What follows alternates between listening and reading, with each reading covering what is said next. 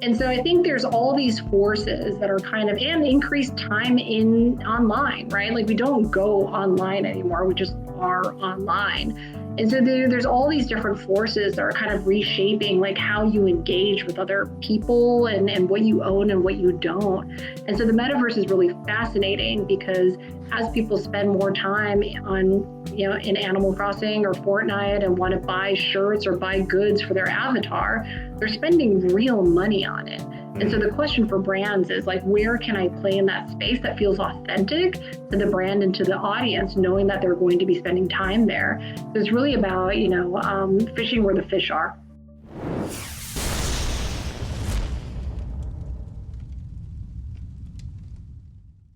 Welcome to the D2C podcast. I'm Eric Dick. Today we sat down with Orchid Bertelsen, Head of Consumer Experience Strategy, Technology, and Innovation at Nestle USA, to discuss how the corporate giant behind thousands of recognizable brands like Hot Pockets, San Pellegrino, Haagen and Kit Kat thinks about innovation in the D2C space. Orchid's a brilliant strategist and a master collaborator, working with over 100 stakeholders across 30 brands on any given week on her goals to drive strategic growth in a number of different areas, which we get into on this podcast. It is interesting and wide-ranging, and we cover how Nestle launches internal brands. We're going to meet Ruth, the cookie coach, Nestle's first digital human. We're going to learn how Nestle quantifies success from strategic initiatives like this. We're going to learn why private labels have an unfair advantage in the D2C space. We're going to hear a little tiny bit about Nestle's Metaverse plans, but really just understand a little bit more about what the Metaverse is and how it might affect CPG. And we're going to learn about what AI really means in CPG, plus my thoughts on the AI butlers of the near future. I hope you enjoy it. On with the show. Too often, marketers struggle to turn customer data into actions in a timely manner.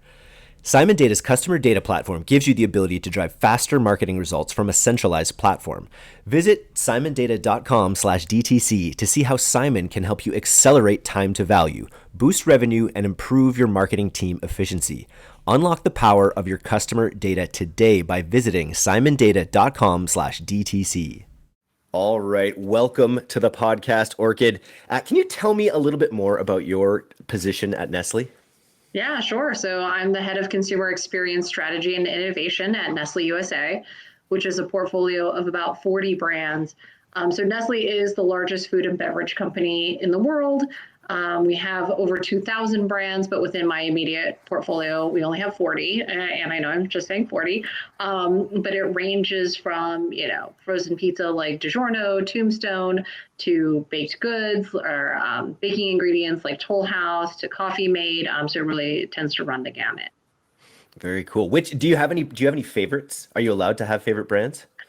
I think I'm not supposed to, because having a favorite brand within the portfolio is like saying you have a favorite child. Mm-hmm. But if you're a parent, you know that you have a favorite child. So I will say that I love Chameleon. When you look at what I incorporate into my day-to-day, Chameleon cold brew is always on hand.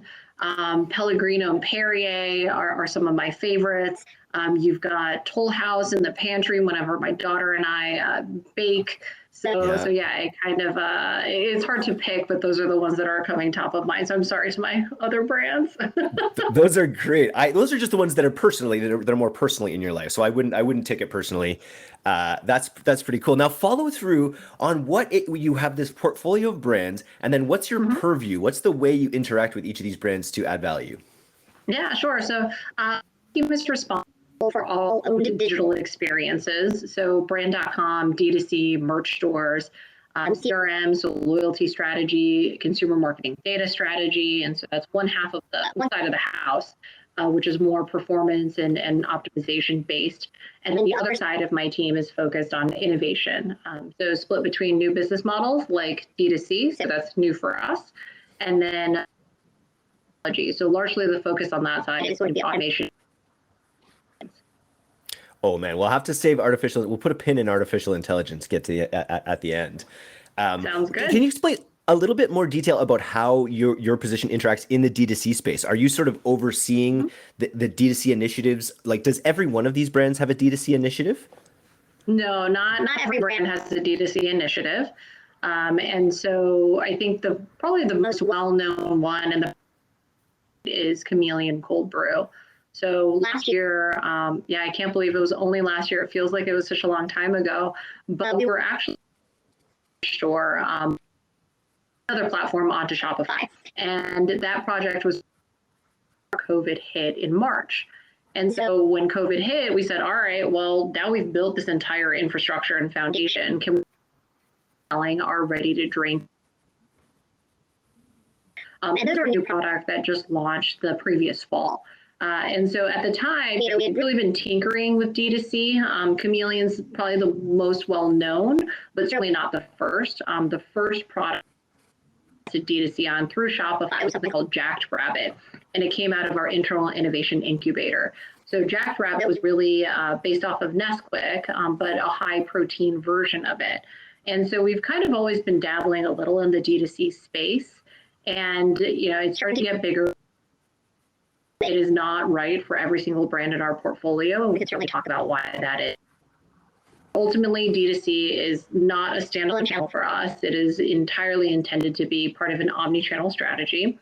A lot of what it is right now us to do things quite nimbly with Cameo last year, where you could order a pep talk from a favorite celebrity, and then you would actually get a code emailed to you, and you can put that code into the community, a free box of Chameleon merch and some.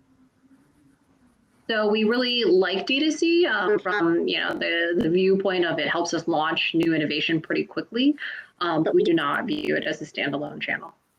Have you ever used it to inform decisions that you make up the chain through other channels, given its live feedback nature? Yep. So I think the challenge with D2C when you don't have an existing audience is getting enough data for your insights to be statistically significant, right? So we've certainly done partnerships with other D2C brands existing product through their platform. Based out of California is an example of that.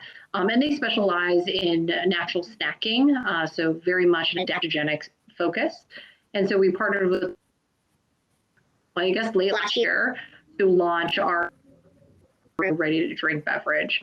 And so that was really great because, through their existing audience base, we could do some message testing and at a significant level, right? A message like, hey, tastes good is really table stakes. Email click through right to the website. But a message like clean energy, which is more functional, makes sense, that drove the highest cart. And then the message that drove the highest repurchase was really around sustainability and organic. And so when you think about where those messages make sense in the funnel, you can use logic, but it was nice that we had the data to back that up. Yeah. So you must be an interesting personality type to be able, because you probably interface with so many different people in so many different roles within these organizations in order to enact change and sort of take advantage of things that are happening in the space. How many people are you sort of interacting with on a weekly basis? So it's funny because I actually know the answer to that question because we use Microsoft, we use Outlook, and so it started to send me weekly updates of how many people I've interacted with. So I don't have a breakdown by week, but just last month, I regularly collaborated with about 154 people. So to your point, yes, I mean, there are absolutely a ton of internal stakeholders. We have our cross-functional teams with finance, supply chain. We've got an executive leadership team that we need to, update.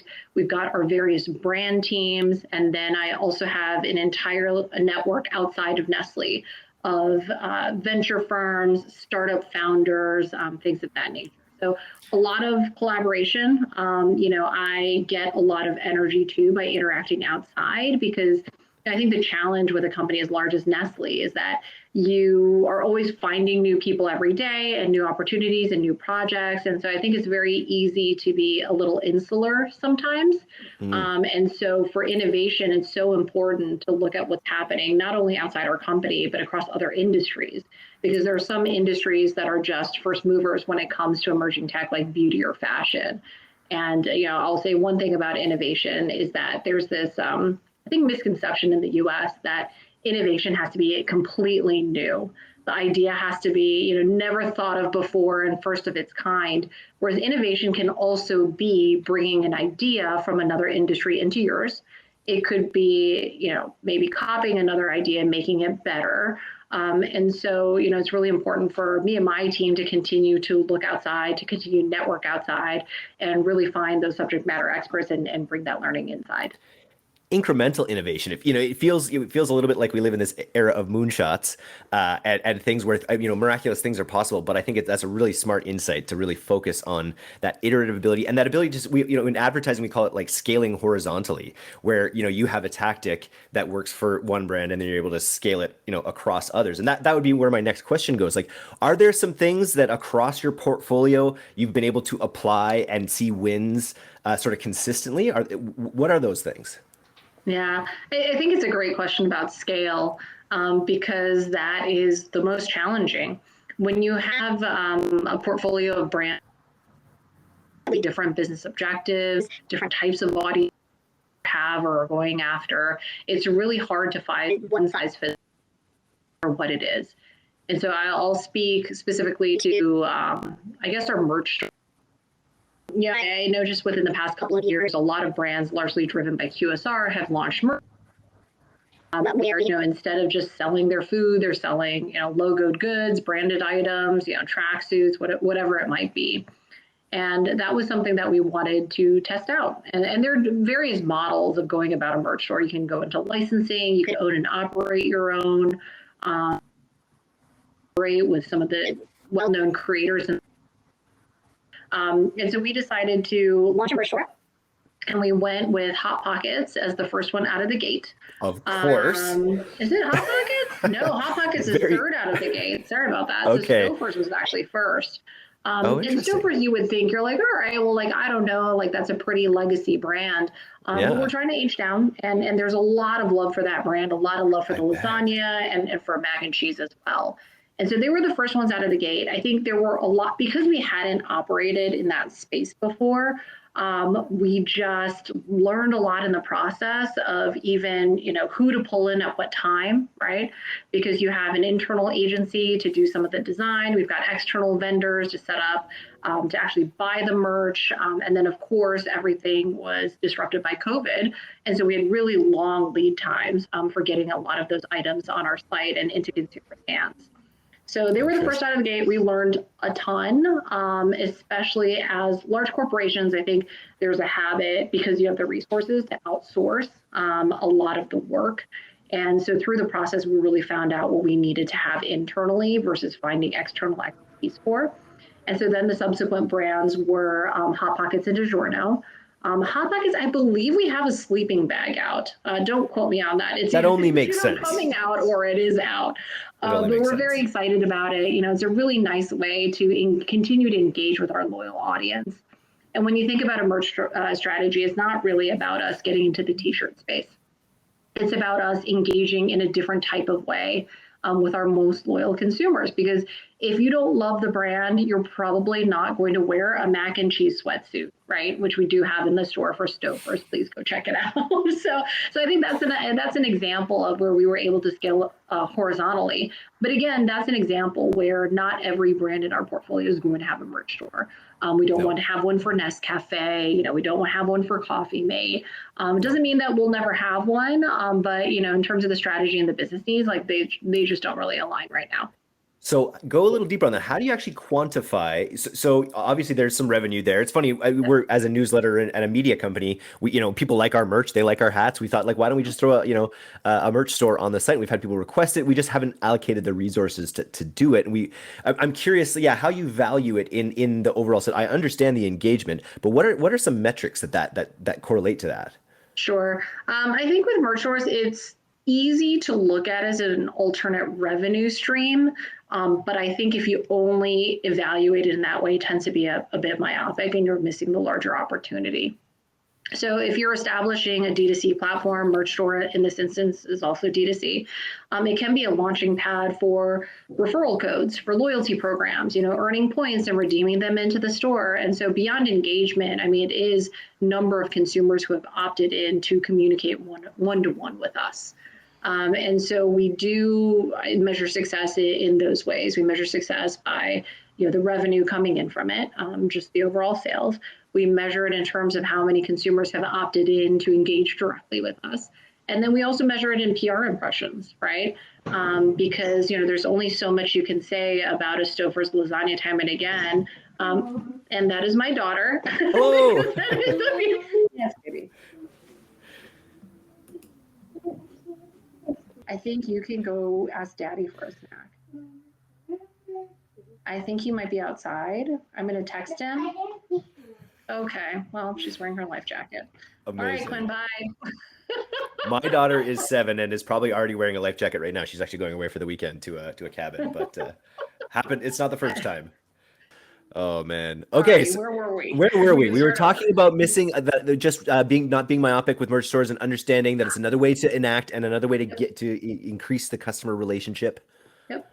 I think that was, I think you probably covered it. I think we can probably move on. I think I did too. All right. Okay. Cool. That's awesome. Okay. Well, then let me just get my bearings again. There's a bunch I want to talk about, but, so what I wanted to talk about next, you mentioned an innovation hub, and I'm always really fascinated by the way that, huge companies, we've chatted with Unilever and Kellogg's and some other big companies as well, how they go about, keeping innovation like really fresh in giant companies. And then the second part of that question would be to like dovetail into how does Nestle actually grow? And how many businesses are you trying to grow? How many brands are you trying to build internally versus acquire externally? Yeah, sure. I mean, those are all great questions. I can answer some of them. Okay. So we can start with how we approach innovation. So innovation, I mean, to be candid, I think the word innovation has been a bit overused. I think a lot of people talk about it in terms of new ideas or even optimizations are sometimes called innovation. And so when you talk about a large food and beverage manufacturer, innovation usually goes directly to product innovation. So with product innovation, we have quite a few teams working against it. We've got our brand teams who have innovation managers who focus on new formats.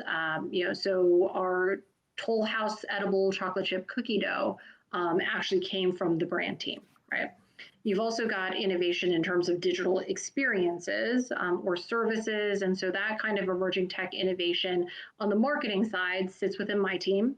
Within supply chain or any of the other functions, there is actually a centralized team that works actively against that. And then we actually have something called open channel, which has been covered publicly before as well. And it's our internal Shark Tank. So we actually just opened another competition, and we solicit ideas from all across the organization.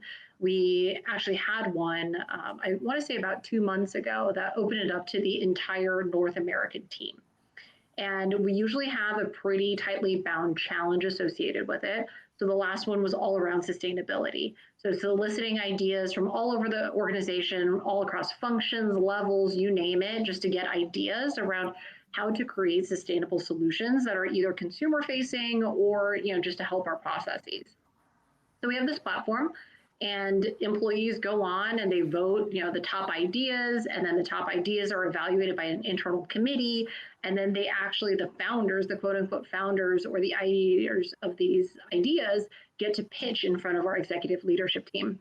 And then our executive leadership team will award a couple of the projects with some seed money. So very much like Shark Tank. And this initiative is great because it shows that good ideas can come from anywhere.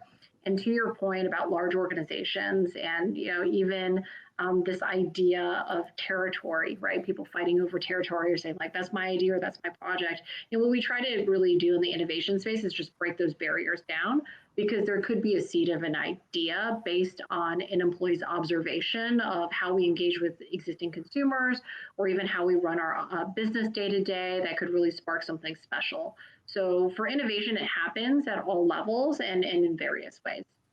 Got it. And I assume you don't know the exact growth strategy of the entire Nestle Corporation. You may not be able to speak to. But I wanted to then back up and talk about a little bit about the marketing innovation and the marketing technology that you interface with. What in the martech space are you excited about for some of the brands in your portfolio? Sure. Right now, I mean, there's a couple of interesting things in the space. I'm very jazzed about social commerce. is one, and then we can get really dorky about CDPs and and where they fit in the organization as well. But with social commerce, there are a lot of different ways to describe it or to define it. And in China, you could speak to group buying. So let's say you want to buy a shirt for $20. If you get 5 of your friends to get in on it, maybe it lowers the price to $15. You've also got this idea of a QVC 2.0. So super great within the makeup space is really doing that, where they have a ton of creators doing product reviews, streaming. You've got Amazon starting their streaming channel that is selling product as well. But for our definition, or what we tend to focus on, is social commerce that's being done through social media platforms. So think Instagram shops within Instagram. I think TikTok had announced their partnership with Shopify, although I don't think we've really seen any features launch from that partnership yet. But just this idea that we spend so much time in social media and it's effectively collapsing the funnel. So from discovery to purchase, it's as seamless as a click of a button. So that idea is really interesting. We've been testing that quite a bit.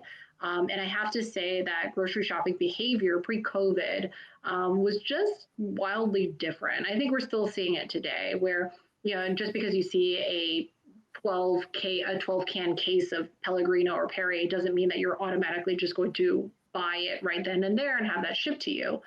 People tend to add to their grocery cart over time. So we really focus on add to cart, giving consumers, options when it comes to which retailer they engage with. I still think there's a lot of opportunity in that space, but that's something I'm pretty jazzed about on the marketing technology side. Nice. This idea, I'm trying to understand headless commerce more these days, and I feel like that idea of just these stores being integrated into these social platforms, that's kind of it, because the back end is still going to be fulfilled elsewhere, so you still have to have those APIs talking. But I'm interested in the way that individual creators are going to have their own stores, and that's sort of the next play, because as you say, influencers collapse the funnel in a lot of ways. So just go all the way and have these influencers have their own stores, their own brands, their own private labels as well. And that was something I know you spoke about it in the pre-interview a little bit about what a big player on the space private labels are. Can you speak a little bit about that? Yeah, sure. Private labels are fascinating because if you look at them in the US, they've been pretty underdeveloped compared to other regions or other countries or continents like Europe. And so I think the private label or the store brand of today looks very different from what most people think about when they think private label. And my favorite example is Target's Mondo Llama. So Mondo Llama, if you have young kids, it's a great kids craft brand that launched out of Target. They seemingly launched overnight with about 200 SKUs, all about a $5 price point, national distribution, e-commerce, right? Full e-commerce within the Target site. And I think that just shows you the strength and power of private label, especially through e-commerce today. So when you think about it, retailers historically had to make that trade-off between charging manufacturers or companies slotting fees, so the fee that they charge you to put your product on their shelf once they once they decide that they want to purchase your product, or giving themselves that shelf space. And so now with e-commerce, they really don't have to have any trade-offs. They can continue to accept slotting fees, but still have the infinite shelf to list their products and test and learn on it.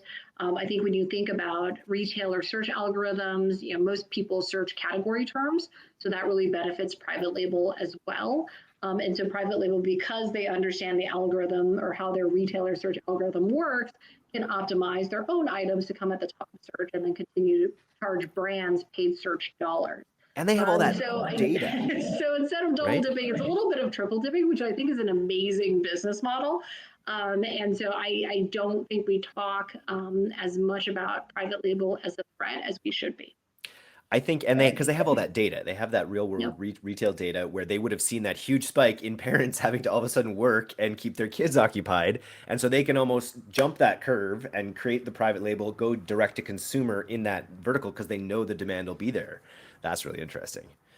Very, very cool. So I want we've talked about a few of the initiatives you put through with merch and some other areas. What would you say has been one of your favorite integrations that you can speak of some of marketing technology or a specific initiative that you put in place? Sure. I have a couple of them. I think my most favorite one from the last year to 2 years is our Toll House Cookie Coach. So if you haven't checked her out yet, you can go to the Toll House website, and our Toll House Cookie Coach is our digital human. Her name is Ruth. She is named after Ruth Wakefield, who's the founder of Toll House, actually the Toll House Inn. And Ruth was an entrepreneur, and she invented the chocolate chip cookie. And I love that activation because it's based on consumer insight and real business need and intersecting with consumer need. So Ruth, as a digital human, can answer all of your cookie baking questions. She has effectively three things that she can help you with. First of all, she can help you bake through the original chocolate chip cookie recipe. She will show you step by step. She has video tutorials and images to show you how your dough should look. And then the second route you can take is to customize your cookie recipe. So you can choose if you have a dietary preference, if you're gluten-free, low sugar, you can choose your chocolate chips or your chocolate morsels that you want, and you can also select the texture. And she will generate your own personalized Toll House chocolate chip cookie recipe for you. And the third thing she can do is something we call that Cookie 911. So if you have just a quick question that you want to ask her about, she's happy to give you the answer. And I think it's really easy to look at that project as a bright and shiny digital, case of using a digital human, but it's really grounded in consumer insight because we were doing some work around looking at our customer service data. So large organizations, I think there are very few channels where we interact one-to-one with consumers each and every day, and customer service is a huge channel for that. So through customer service, we record about 45,000 hours of calls a year. So when you get that prompt at the beginning of the call and says it's being recorded for quality assurance, and that's absolutely the case, right? That's why we go back through transcripts. People listen to those? I had no idea. Yeah, so we do listen to those. There's a whole team, they do it, at a regular cadence. But we're looking through it and spotted some, and this is across the entire portfolio, right? It's not 45,000 hours of calls just for Toll House alone annually. But we saw that there were some anomalies in the Toll House data. And the Toll House calls from consumers tend to be longer than any of the other products. And we saw that even the case classification was different. So for Toll House, people were calling in for cookie or recipe troubleshooting. Whereas for the other brands, it was largely where to buy, do you have a coupon, inquiries of that nature. So for Toll House, we said, all right, cool. People are calling us about the recipe. They have some issues with it. Maybe it's a substitution. They have baking powder instead of baking soda, or they're looking to make it gluten-free. And the reality was that their experience was very inconsistent because your experience differed based on who you were talking to at the time. So if you were connected to a brand ambassador who was a very avid baker, you would have an amazing experience because they would know exactly what to do. But if you were connected with a brand ambassador who is amazing but is not well versed in baking, then you would effectively have a poor experience. So the question for us was, how might we use technology to provide a consistent and excellent consumer experience that can fluctuate with the volume of calls coming in during the time of year, because bake season is really big in Q4 for us. So that's why we decided to go on this journey. The strategy itself took about a year because we weren't looking to build a digital human. We thought that maybe there was a voice skill at the end of it, but it was really around, hey, here's this observable problem that we have. Here's a problem that we as Toll House are uniquely positioned to solve for the consumer. And so how might we do that through technology? And what is, may I ask, a digital human? Like, is this a Bayesian logic tree? Or like what? We're getting real deep real quick here, but what does it mean to be a virtual human? Yeah, so digital human. So if you think about, I think Lil Michaela is probably the most well-known version of a digital human. And so this is a digital representation of a person. Oftentimes, and we use our partner on this with Soul Machines, what they specialize in is autonomous animation. So based on what the digital human is saying, they can code their facial features to do that, to mimic that, automatically. A lot of times before you would have to, say, all right, well, this person is saying hi. And so I need to code her face very Pixar-like to say that hi. And so digital humans, they are a digital representation, a digital avatar of a person. Ruth is not based on the likeness of any existing human that we know of. So we went through quite a few rounds of deciding, all right, well, if someone were to embody Toll House as the ambassador, what would she look like? What would she sound like? What are some things that she would say? So with designing conversational AI or conversation design, it is more designed than people think. So to your point about having like a decision tree, it is effectively that. And I think a lot of people had, a lot of people internally at the time said, all right, well, why doesn't she work like Siri, or why doesn't she work like Alexa? And that's really just not how voice skills work, and that's not exactly how conversational design works. We're just like not that advanced at this point. But we certainly took inspiration from little Michaela, who's an entirely digital human who's I think she's got millions of followers on Instagram. She's played a DJ set at Coachella. She's been in an ad campaign with Bella Hadid. And so this idea of the blending of real versus digital, and we could certainly talk about the metaverse, I think is really coming into play. D2C Podcast is brought to you by Trust, the community-powered corporate card built for your marketing investments. The Trust team spent years building Snap's ad platform, and now they're helping D2C businesses grow smarter. With Trust, you can get 45-day payment terms, up to 20 times higher credit limits, and there's no founder liability.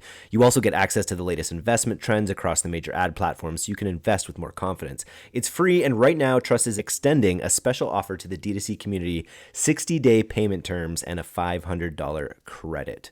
Visit trust.co/partner/D2C to learn more and start growing your business in good company.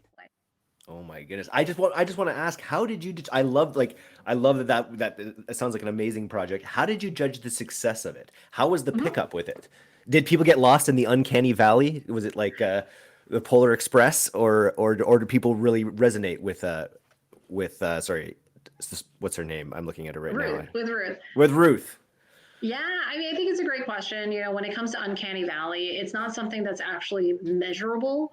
And so uncanny valley is when a human interacts with something and your brain is telling yourself that it's not quite real. So to your point about Polar Express, I think it's the animated version you're talking about with Tom Hanks as the voice. It's people will say things like, well, it comes off creepy and they can't articulate why. So we actually did do some research around that at the very beginning of the project and said, all right, well, uncanny valley has not been solved for, but how concerning is it? And is there anything we can do to mitigate, kind of the uncanny valley? And so in testing, we actually tested a couple of different avatars. We had the photorealistic one, which is what we went with. And then we said, well, what about a Clippy or something like the modern day Clippy, right, within Microsoft Word? Yeah. Exactly, Chippy maybe. Or do we go with something that is very Pixar-like? Yeah. And so through the testing, we were really kind of floored by the results, because the visual didn't impact people that much when it came to uncanny valley, but it actually came to the voice. People, I think because of the rise of gaming and because of the idea of Bitmojis and digital avatars, people were a little more comfortable with interacting with avatars than they were before, but they wanted her to sound realistic. So when it comes to your conversational AI voice tech stack, what you have is you have speech to text, you have an NLP engine, and then you have text to speech. So speech to text and NLP, we ended up going with Google Dialogflow. But when it came to text to speech, we actually evaluated a ton of different voices across vendors and ended up going with AWS Polyneural. So it's a default voice, but the pacing was very similar to a real human. And the reason why we wanted to use a synthetic voice rather than using a voice actor was because it gave us more flexibility in what Ruth could say. So we could just go in the system and update, something that she would say, and that update would be made automatically. Whereas if you go with a voice actor, you would have to get them back into the studio, and then they would have to record it and things like that. And one thing that I'm exceptionally proud of for Ruth, our cookie coach, is that she was entirely developed during COVID. So we work with teams all across the world. I don't think any of us have actually been together in person. And so it was a really fun but challenging project. That's interesting. And how did you judge success on it? Was it an amount of use? Yeah. So with success, people ask me all the time, right? And I think that you can go really technical and say, all right, well, when it comes to call deflections, right? Because in the initial intention of the project. We really wanted to even that consumer experience when people were calling in. And it turned out that it wasn't really about deflection, because Ruth and the cookie coach as an experience was a bit more proactive. Like, people would reach out before they hit a problem to mitigate that problem. So our original hypothesis was wrong. That wasn't really a great success metric. I think we can certainly get there, but we have to add features like, human operator handoff and things like that. And so Ruth, as she is today, is very much version 1. And in her roadmap, we talk about her as a version 15. And so we have a lot planned for her, but know that when it comes to technology, it's obviously extremely iterative and based on consumer feedback. So I've been telling the teams that we gauge success based on, does it spark joy? And people think that's really fuzzy, but the reality is that it actually translates to a business objective. So when you are shopping for chocolate chips or chocolate morsels, you have a ton of different options, including private label, as we discussed before. And so it's a highly commoditized category. It's just that the branding is different. So what we wanted to do was that if a consumer decides to buy Toll House, we wanted them to feel supported throughout the baking process. And so as they're baking, they would use Ruth, they would feel good that they made the right decision, and then that would drive repurchase. So it's kind of the whole intent of it. And of course, with version 1, we really were pretty open to, what we're going to get back. And so what's been really fascinating is that the average session length has been ranging from about 9 to 13 minutes. So if you're in the marketing world, the idea that a consumer is actively engaging with you for that period of time is almost unheard of. So we're really enjoying that. We're getting a lot of great feedback within the experience. And one thing that was unexpected was that people wanted to learn more about her backstory. People have asked her about, who her favorite musician is. And I think that speaks to us all feeling a little lonely during COVID, but it also means that people want to learn more about her. So we're really excited to bring that to life as well. And it's another avenue through which you engage the customer. Not everyone is into it, but it's an area that you're also, in a company as big as Nestle, it's this area that you're able to pioneer, which is pretty exciting as well. Because I'm you mentioned a couple things that I just really piqued my interest. Facebook's big announcement about the metaverse. Let's just tell me, like, I know very little about this. I understand it's a digital corollary to the physical world a little bit, but tell me a little bit about what the metaverse is and how you see it playing into CPG in the future. Sure. So the metaverse, I would use a couple of examples. I would say, I think, our current understanding of the metaverse is very much based off of the book Ready Player One, right? Which we know that all those tech execs have read and kind of modeled the VR space after. And so the metaverse is effectively the digital world that we would live in. And you could buy goods, you could buy t-shirts, you could buy furniture, you could, buy weapons or tools. And so I think that really came to life during the beginning of COVID with the popularity of Animal Crossing.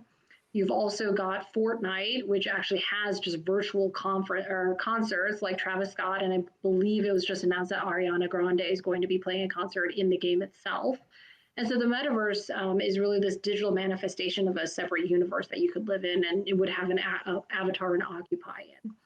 And that's really interesting because it speaks to a couple of trends or different things that we're seeing in the space.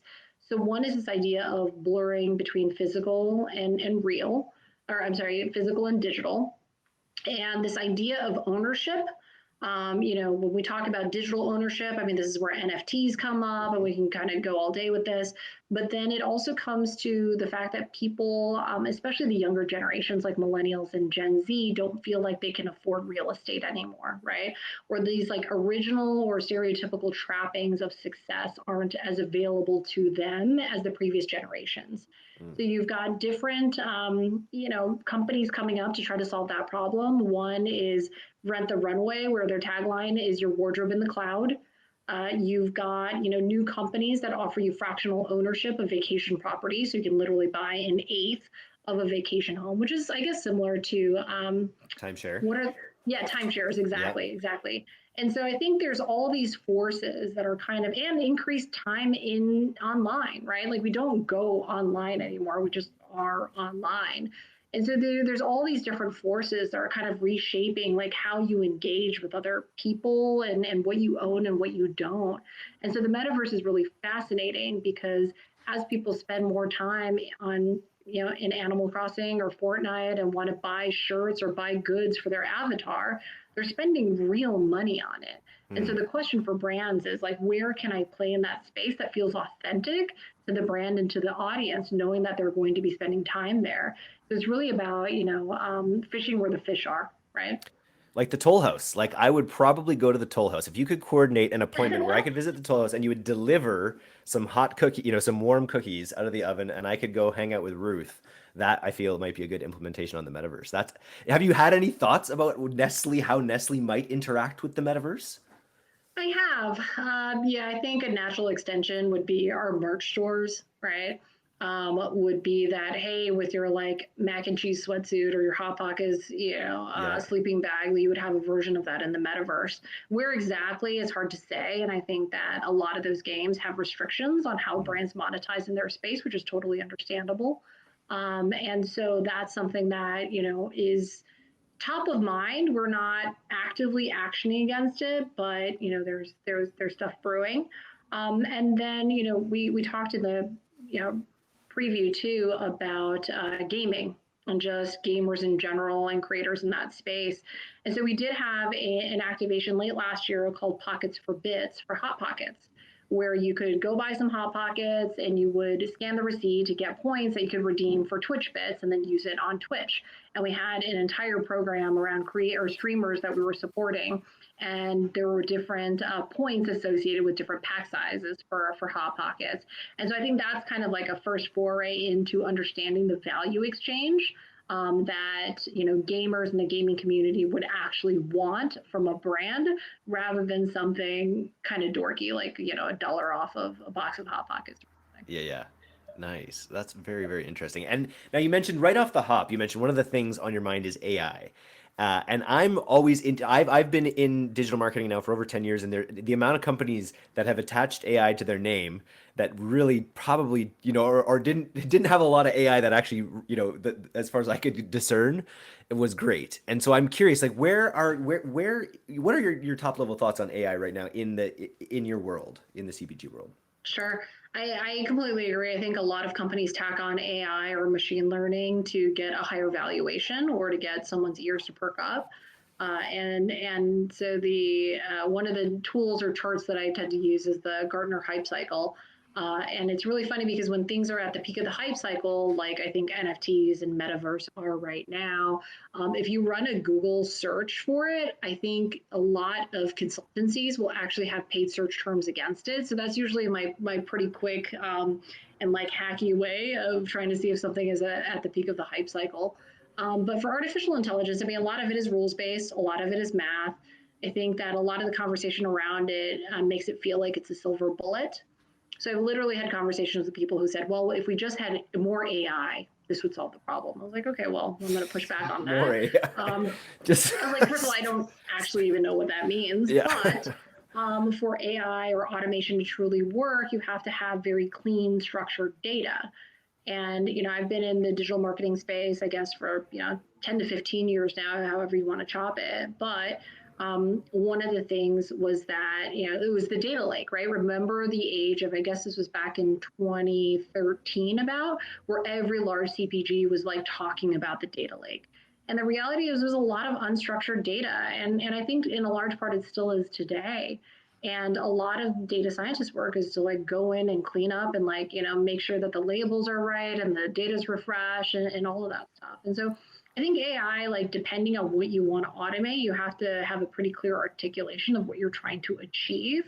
But I agree. I think the word AI has been largely bandied about when it's just really describing rules based, or math, really. Here's where I think it's going. I think, as the metaverse grows and as there's more Internet of Things in the real world, like we'll be able to create like a data lake, a data ocean. You know what I mean? The amount of data that will be created in that. And I feel like AI is what we will use to interact with our node on the blockchain or whatever is going to be in the next system. And we're going to like license our avatar. We're going to license data to our personal AIs. We're going to have like AI butlers. Like, how butlers used to know like more than the people, they used to know more about their their boss's life than the boss did because they had this other perspective on them. I think we're going to license AI butlers to be like, okay, tell me really how I can lose 5 pounds, or like I think we'll have these butlers that we license with our personal data to give us advice and to help us live better lives. Yeah, I mean, I think that's a really great hypothesis because you're seeing that in the world of personalized nutrition right now, right? Mm. With on the one end, people who just want to do a little like eat better for you options, and then on the other range, you've got biohackers. And these are all people who are proactively trying to mitigate their health, and they're trying to your point with IoT, like trying to do that in various ways. And so I have an Apple Watch. I had a Whoop band for a while, and then I was like, oh, this is just redundant. But with biohacking and people caring more about their health and just this idea of, I think, a better understanding of like gut brain health and of, personal performance, I think absolutely. I mean, there's definitely going to be a world where it would have to be brand and platform agnostic, I think, for an AI butler, just so that you have that ability to personalize what your personalized nutrition ecosystem looks like. Yeah. But yeah, I mean, I think that's probably what's going to happen. But it's potentially how you'll interact with your own data as well, right? Like we may come to a point where Yes. people really do understand with the power of their data, and then they'll actually license it, and they'll license it to Hot Pockets in exchange for a hoodie or a steady stream of Hot Pockets, right? Like I think it's gonna be some interesting times. For sure. Very cool. The one last thing you mentioned it in some of the things three things that you sort of see on the horizon. One of them was, talking about this whole roll-up environment. I would, and all these D2C companies rolling up. And I was on a thread the other day, and I was like, I'm just going to start a roll-up of roll-ups. And I'm like, I'm sure that's already happening. I'm sure that's already maybe Nestle is doing that. What do you think of when you think about the D2C holding company space, essentially? Yeah, I think it's really interesting. I mean, I think they're trying to create the new model of CPG because the current CPG model was pioneered around the World War II era and has largely remained unchanged since then. So the things that made current large CPGs big, I don't think will continue to do so. And one thing that I'm pretty open about is that large organizations is really hard to affect change. And it's really hard to bring in innovation because the system is built to withstand disruption. It's a feature, it's not a bug. Yeah. And so I do, believe that we in our leadership are very serious about it, and there's a lot of work against it. But it is one of those things where there has to be concerted effort from leadership. So I think when it comes to the CPG roll-ups, I mean, the reality is that growth is going to be harder to find for everybody. D2Cs, I mean, I heard some stat like 600 ready to drink beverage brands, not SKUs, were launched last year. And so I think there are going to be these companies that will have shared services, right? When you try to say, all right, well, maybe they're trying to play in a category, maybe they're trying to play in a room, right? Some of those holding companies are saying like, hey, we want to own the kitchen. Yep. And so a lot of their Pattern brands, yeah. acquisitions, a lot of their acquisitions are centered around the kitchen. I think it's smart. I think it depends on, there is obviously opportunity and efficiencies in scale. There's also effectiveness when you look at all these D2C brands trying to do stuff themselves, whether it's financing, invoicing, sales, wholesale distribution, things like that that can probably be centralized. But I think it's going to be really, really messy before there are some clear winners in the space. I think people have this idea with big companies that when you launch a product or you create a product or when you acquire a product, that it's just like it must be easy for them because they've got the grocery store relationships and they've got like what's the hit rate like for like products that are launched at Nestle that really do well, that are able to Um, scale, let's say scale. Yeah, I can't talk to specifics on it, but for us, what's always helpful is when you have a subline or product innovation that's embedded in an existing brand, because all of a sudden you already have that brand awareness and retailers know what you're selling, right? And so we do have a lot of innovation under DiGiorno.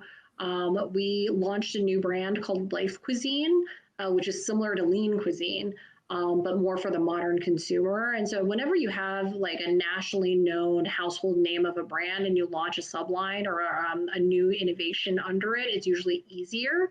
But building net new brands, I think, is just an entirely different muscle. And just because you're a large company doesn't mean that you're going to get it 100% right. And you're also not using the Nestle brand name in a lot of those cases, right? A lot of those Right. companies that you launch internally, it's like a Prince and the Pauper type situation, where you want these things to launch on their own rights, and it's not always that the main brand would be a benefit, like a lot of people might think outwardly.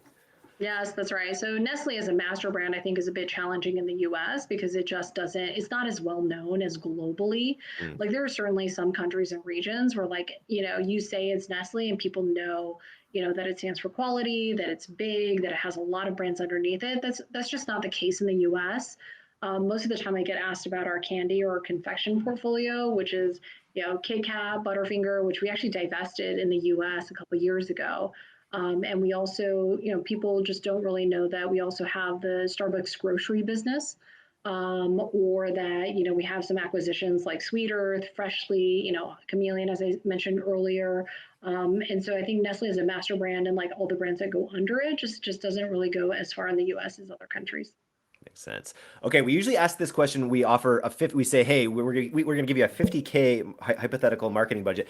We're gonna go a 500K. We're gonna say we can just give you 500K That's for a any. lot of money. Yeah, that's a lot.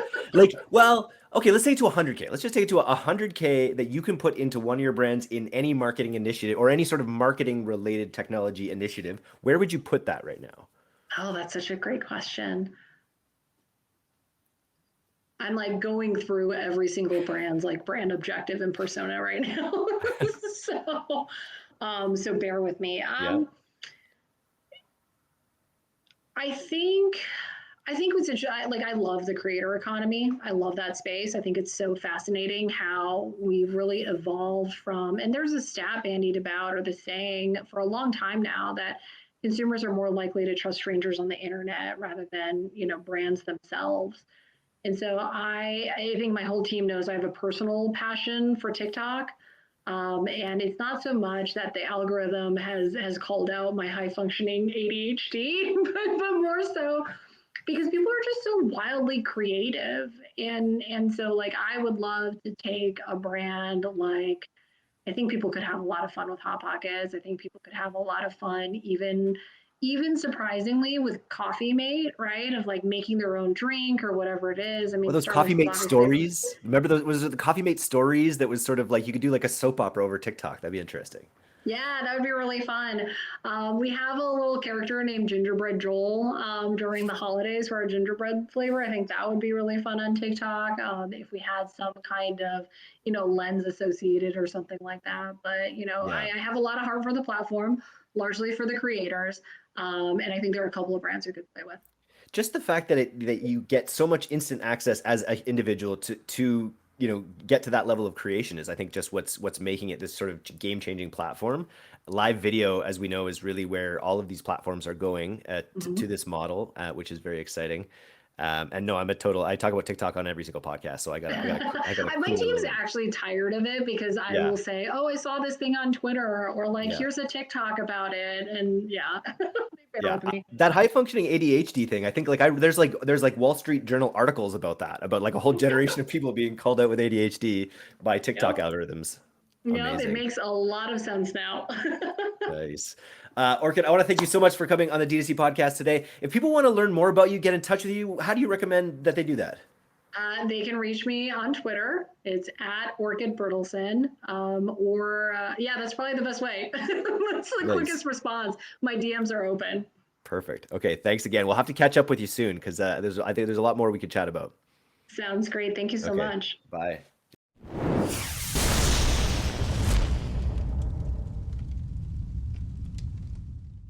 Thanks so much for listening to today's episode. If you're not a subscriber to our newsletter, you can do that right now at direct-to-consumer, all one word, .co. I'm Eric Dick, and this has been the D2C podcast. We'll see you next time.